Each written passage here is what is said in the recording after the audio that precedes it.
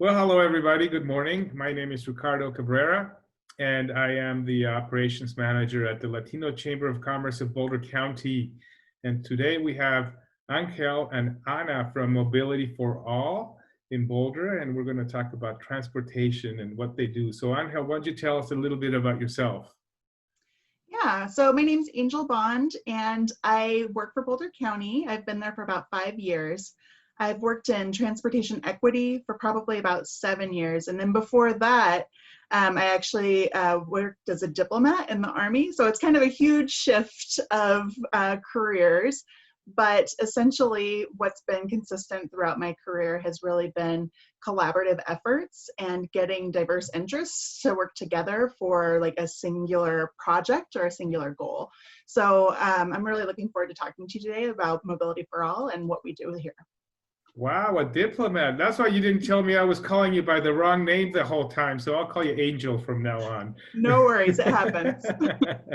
All right, Ana, it's your turn. Tell me a little bit about yourself. Okay, so I'm Ana Colon. I just started working for Mobility for All like 2 months ago. So everything I've learned, I hope to kind of like show you guys, but I still have a long way to go. So You'll be fine. You'll be fine, Ana. Don't worry about that. Okay, well, let's start with this then. And tell me then, Angel, a little bit about Mobility for All and its history and what it does and what it is. Yeah, for sure. So Mobility for All is a bridge program in Boulder County. So we actually are located in community planning and permitting. We used to be located in the transportation department, but we really try to bridge the human services. And what we do is we bring together kind of the best of both worlds, transportation planning, and then that human-centered approach that the human services have. So we were formed in 2008. It was a result of applying for a grant that was dedicated to improving transportation access for low-income households. And then throughout that time, we've changed a little bit. We've included more populations and we've changed our approaches. So we're not just providing bus passes to people who are in need. We're also taking a larger role in transportation planning and really trying to have a holistic, like human-centered transportation system in Boulder County. Wow, that's amazing. And congratulations. It sounds like a great thing that you guys are doing. So you mentioned transportation planning. What is that and what is your role in that? So transportation planning affects everybody. Transportation access is something that everybody deals with, and a lot of times we don't necessarily think about it.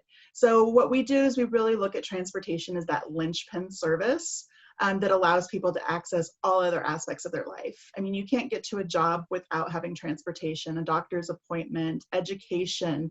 You can't go and recreate.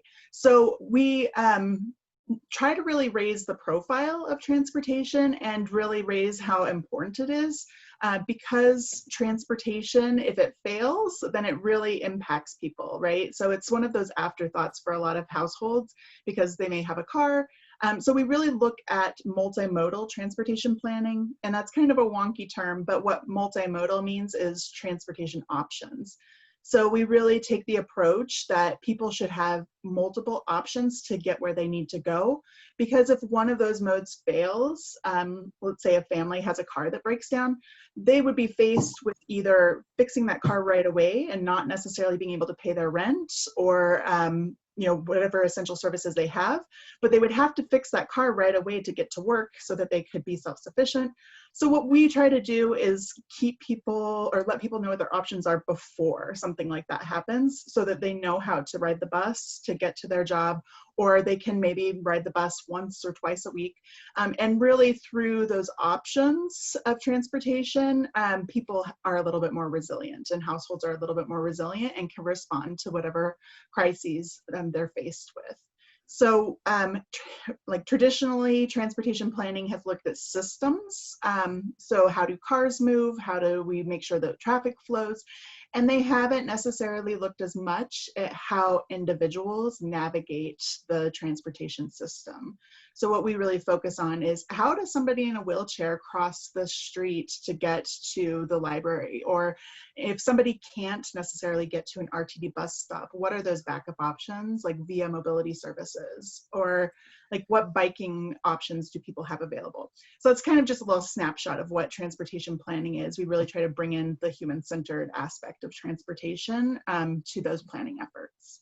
Oh, wow. So you just enlightened me about something. So when you say transportation, you mean from 0 to 100. So that's wheelchairs, walking, bicycles, cars, public transportation, and on all of that. So is that what you mean by you have an inclusive approach?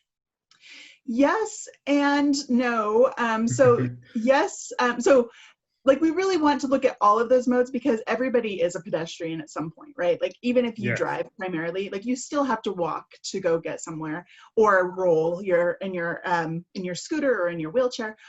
So we really want to be inclusive of the modes because what we've done to like up until this point is really focus on one mode of transportation, and that's the car.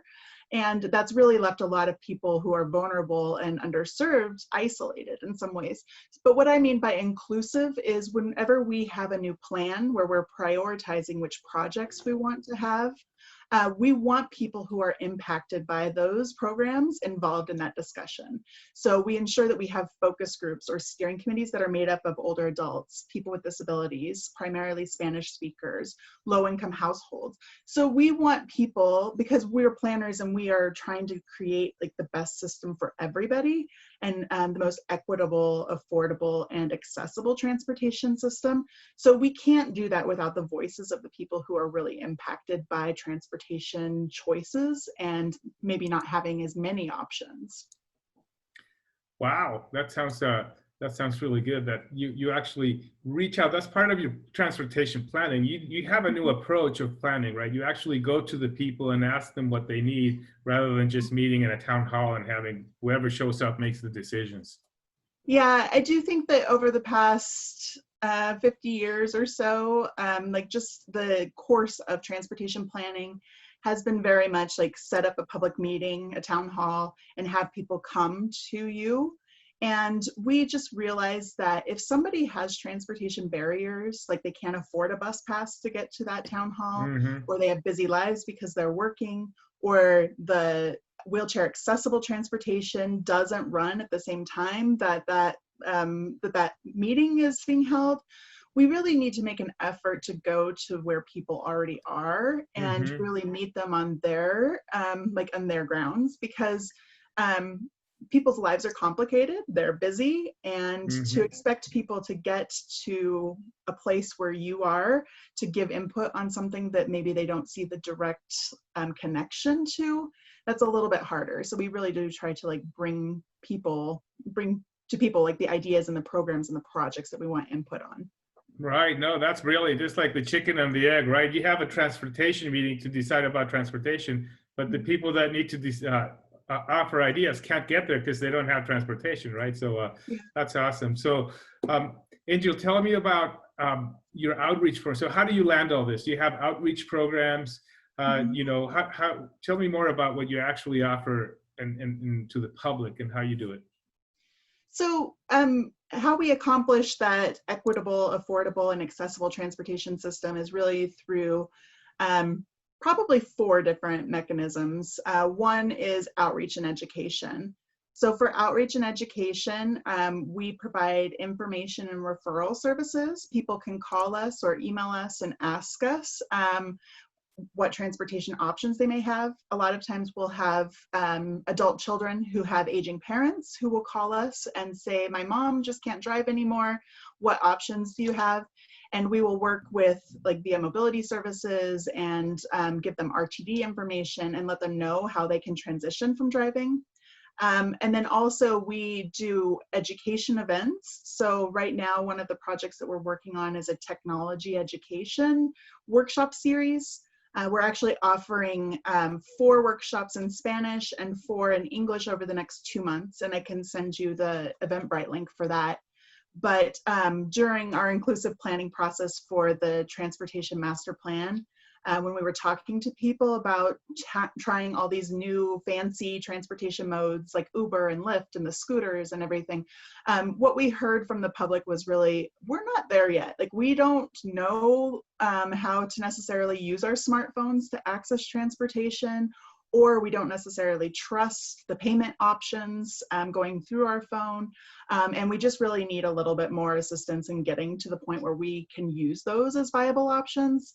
So we actually had a steering committee of older adults, individuals with disabilities, and low-income households that worked on developing a curriculum to help teach people how to use Uber, to help teach people how to use RTD, access RTD by using their smartphone. So we also just attend tabling events, and I mean, before COVID, obviously. One of the outreach issues that we're dealing with right now is, of course, COVID. COVID-19 has really changed the way that some people are traveling, and it's also really exposed some inequities. So, for example, like there's some people who don't have the option of staying home, right? They're the essential workers that have to go out and have to go on the bus to get to their jobs. There's also the older adults and people with disabilities who are more vulnerable to the virus, so they're staying home. So we're really addressing that elephant in the room and talking to people. If you do have to go out, like, here's how you can do it as safely as possible. Here's how you can protect your health by wearing a mask. And then here are the procedures for all of these modes of transportation. Very nice, very nice. Well, Angel, thank you for all this great information that you've shared with us. You guys, so you guys are in Boulder, but you're Boulder County wide. So you work with all the municipalities to make sure transportation improves for everybody. Yes. Yes. So we, so we actually host a monthly meeting with local nonprofits, the municipalities. So we have senior central representatives from all of the municipalities. We have transportation planners from all the municipalities, and we really do dig into these transportation gaps and access issues. So we meet the second Monday of the month. And some of those things, an example of a couple of things that we've worked on is Ride Free Longmont, for example. Boulder County actually was the one to apply for the grant to pay for Ride Free Longmont in the beginning. And then we worked with the city of Longmont to get that transitioned over to the city council budget. And then also one thing that we're excited about is a new service that we're launching in Lafayette. It's called Ride Free Lafayette. And through our planning efforts, we found that there was a big gap between Louisville and Lafayette, and people not being able to get from Kestrel, which is a housing authority site in Louisville, to Sister Carmen Food Bank in Lafayette. So we really tried to brainstorm, working with our community partners and the local municipalities, and see, like, how can we overcome this gap in transportation? And we applied for a grant, and we've launched a pilot program where people can get free on-demand transportation in Lafayette for the next year, at least. We're hoping much longer, but people can call up and just get we contracted with Via Mobility Services. So they're providing that service, but they can call and go anywhere point to point within Lafayette. So that's one example of working with the municipalities to address the transportation gaps. That's a great success story. Thank you for sharing that. So now this time for real, thank you for being here, for sharing all this great information. I have one last surprise question for you. Tell me, what is your favorite word? So I cheated and I watched the previous talks, and I had a chance to think about this, which I realized was not your intent. I would have to say that collaboration is my favorite word. And the reason why is because collaboration helps us see things from various perspectives, and especially in transportation, that's where we get into some of the flaws of our transportation system, is when you have like an insular group looking at the issues. The more people you bring in, the more perspectives you get, and it really does result in a better product. So. Wow, thank you for that. Since you cheated, I have a second surprise question for you. What motivates you? Motivates me, I would say, like, that tangible impact of improving people's lives, right? Like, I just love to hear the stories of maybe an older adult who's never been able to access Uber or Lyft or have that on-demand service available. And after they attend our workshops and learn how to access Lyft, when they're able to take their first ride, and tell us that that was easier than what I thought. It wasn't that bad.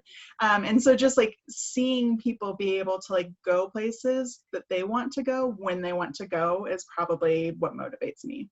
All right. Well, thank you for that. And Ana, don't worry, I won't ask you on this one, but I'll ask you when we're doing it in Spanish. And I have different surprise questions for you, by the way. Oh. Thank you, guys. Until next time. Thank you so much.